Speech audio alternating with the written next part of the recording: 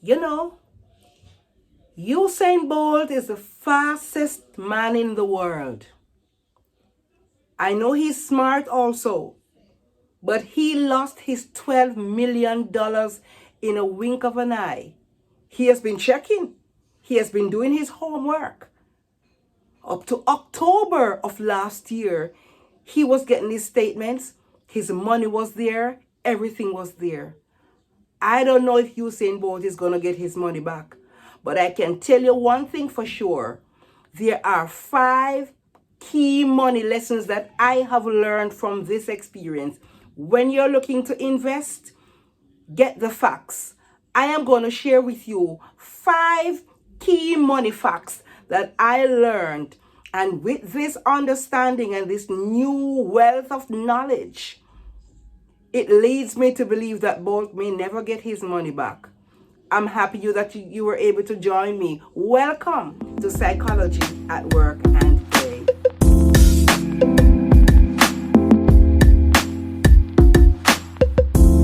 Yes, guys, welcome back to the channel. I'm happy that you're able to join me. We're going to talk about money matters. I'm not a financial advisor, but I think I'm an educated, intelligent woman who can pick sense out of nonsense. And this afternoon, we're going to pick sense out of nonsense. What happened to Usain Bolt's money? What are some of the things that he could have done differently to ensure that his money was safe? So, I'm having fries, guys. Tastes good too. I don't know where it came from, but it tastes good. So, let's talk money. So I have $12 million and I want to invest my money. What's the first thing I want to do? So I meet someone, he's an advisor. He's in banking. He's in finance. He works at an institution. And he has some nice, ideas and portfolios from the bank that he wants to share. Fine, that's good. The first thing you want to do is make sure that the person who is encouraging you to invest is credible. What I said? Credible. So you may know the person personally. I want to know about your life professionally. I want to know the background information about you. And if I don't do my homework, it leads me to be misled anywhere along the journey. So one of the first thing you want to know is the person who you're going to put the money in their hand. You want to get to know this person. You want to find out if the person is a credible person, okay? Credibility is important. You can check through the financial world if there's anybody who is aware of this person. And maybe that's one of the drawbacks because we don't have enough ways of investigating people. And that leads me to the next one to say, when you are going to invest in an institution that is credible also. Now, I am learning this very, very important thing that SSL, whatever the place is that Bolt's money was at, that company was flagged in, I think, 2000 consistencies in their banking systems and what it is that they are doing. You are going to invest $12 million and you didn't do your investigation about this company? That's the second money lesson. Always ensure that you do the background check on the individual who is recommending you, who works at the institution, who is going to provide you with your portfolio. Do your investigation. Investigate also about the financial institution. Find out, do the background check to find out, what their interest rates are like, what their track records are like. Do your homework. Do your background check because you're going to be investing a big piece of your money. And you have to know what it is that you're doing. And I tell you, any money you have that you are not ready to lose, don't invest it. That's a big risk, okay? The second key money lesson. So you don't just trust a financial person. You invest in the institution. But more than that, never give your financial advisor too much authority in handling your money. If you are going to invest your money, make sure you put a system in place for checks and balances. Like, who is going to sign off on money coming out of your account, money being transferred to any account, any other part of your portfolio that requires transference or moving of your money or any other thing. Put your checks and balance in place. Do not give the person who you are working with in the bank any control that they can just move your money without your signature, because if both signature was required in all transactions, then somebody would be seeing where the money is going. Yes, they're forging signature, and that is real criminal. That is a real fact. But put these checks and balance in place. So one of the check and balance we're talking about right now is making sure more than one person signs off for any movement or transfer of your money, any major decisions to be made. You have to put your signature there, or you have someone who you authorize. And even that, still have to be careful of who it is that you allow to sign on your behalf when you're not present, right? The other checks and balance we're talking about is do your online banking. Make sure that there's an online system that you can check as often as you can to know if your money is going, coming, or whatever. Any and every transaction, you're notified, right? So you may have your phone system, your online banking set up on your phone, that once there's any transaction, you're notified, right? I have my account at Bank of America, and if anybody moves anything at all, the notification comes to me and want to know if I am aware of it before. I have my account at Scotia Bank, and my information comes to me just the same. Any transaction that takes place, I am notified immediately. So online banking is important because it gives you access to your money immediately. You can see what's happening. You can know where it's going and all of that. Very, very important. Okay?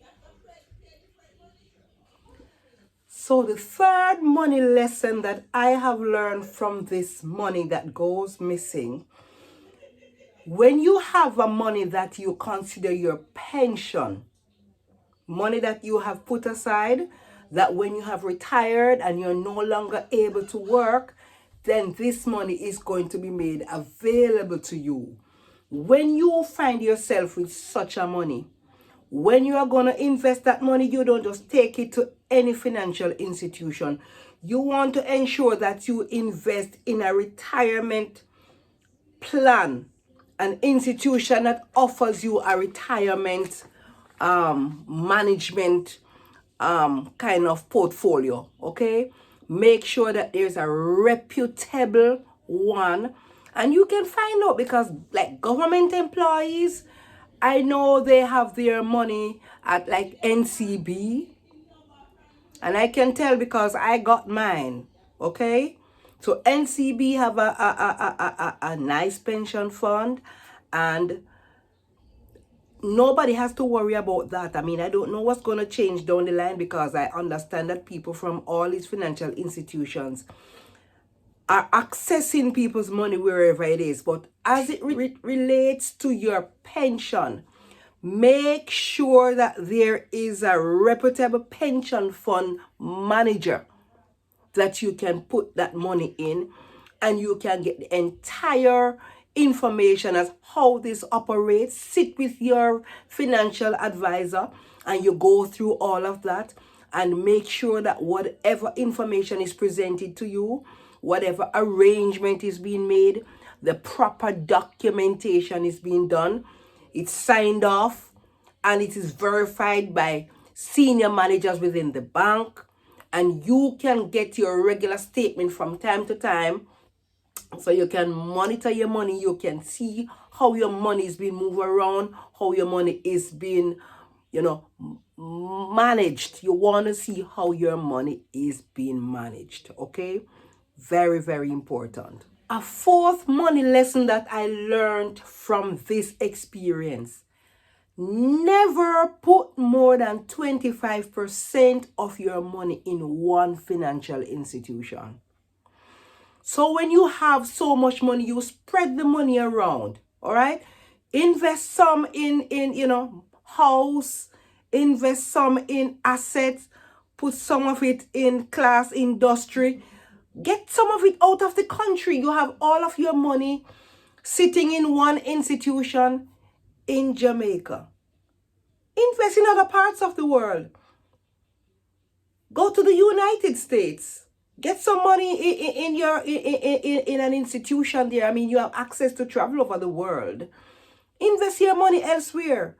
Places where you can go and you can monitor your money just the same. So it is unwise. It's a part of the money management rule that to ensure that not more than 25% of your money is in any one financial institution. Get that? Very important. Now, as a bonus, I am saying to you that if that financial institution that you are putting your money in is registered as a LLC, means limited liability company, it means that in case you invest your money and you lose it, you can only go after the company. You cannot sue the individuals within the company. That's just how a limited liability company works. And this company that Bolt's money is a limited liability company. Limited liability company, you can only go after the company as a whole, but by law, you're not allowed to go after individuals nor any properties or anything that they own. They are covered under this Limited Liability Companies Act. So, get the facts. Before you invest your money, do your background check. Do your checks and balances. Check in on your account. Do the background information. Check on the individual who is your financial advisor. Check on the institution itself to ensure that it's a reputable organization and your money is secure. Because when you work so very, very hard for your money and allow someone to just take it and move with it like that, what do? Ensure when you have your money, you put 25% in one institution and no more. That's a risk. That's a big gamble. Okay? And if you have your money for pension, ensure that your money goes to a reputable,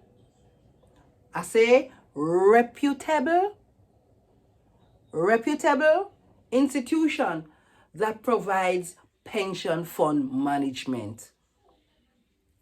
If you do all of these things, your money should be secured. And if your money is not secured, the financial institution will be responsible to reimburse you all your money. All right? So be smart. Be wise when you invest. Okay? If you like this information, subscribe. Subscribe to the channel as I continue to provide information to you. All right? This is Psychology at Work and Play. Go subscribe, hit the like button, and press the notification bell. That means when I come again, you're going to be ready for me. Take care. Bye-bye. Walk good. Ta-ta. Later.